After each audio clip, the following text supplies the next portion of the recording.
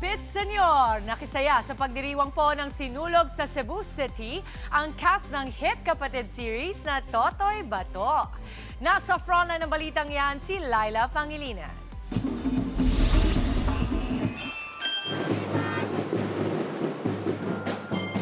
Good morning mga kapatid! Ako nakikistreet dance tayo dito ngayon sa isang mall sa Cebu kasi alam niyo nandito yung cast ng Totoy Bato. Ayan sila!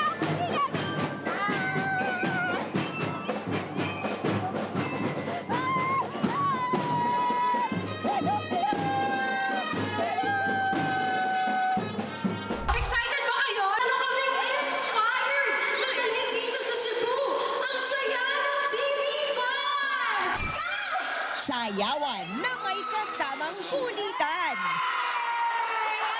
Yan ang hatid ng cast ng hit series na Totoy Bato at ilang kapatid stars sa makulay na sugod fiesta ng TV5 sa Cebu. It was spontaneous and it was really, really fun.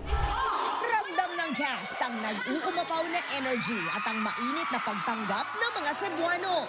Nakakataba ng puso, syempre. Kahit naman kailan, never kong naranasan na hindi warm ang welcome ng mga Bisaya sa akin. Nakakatuwa dahil dati kasi nag-mall show din ako dito sa Cebu. Kasabay ng mainit na pagtanggap sa kanila, patuloy naman daw na umiinit din ang mga eksena sa Totoy Bato. Yung aabangan, syempre araw-araw painit ng painit yung Totoy Bato. Ang aksyon, pati mga puso ng mga karakter dito. At bukod sa cast ng Totoy Bato, naghatid saya at harana rin ang Vibe Gen V at kapatid star na si Carmela Lorzano. Sobrang saya ko, syempre, kasi first time ko din po to dito sa Cebu. And then, nakapag-promote ako ng Vibe and ng new song ko. 3 taon nang pinagsama-sama ng Sugod Fiesta ang mga kapatid.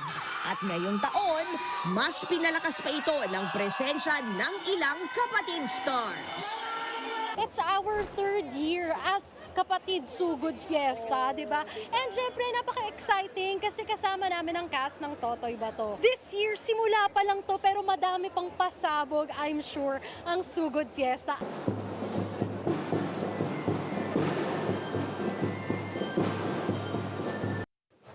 Mga kapatid, Dimples Romana po, maging maalam at may pakialam sa mga napapanahong issue at headlines. Mag-follow na po at subscribe na sa social media pages ng News 5.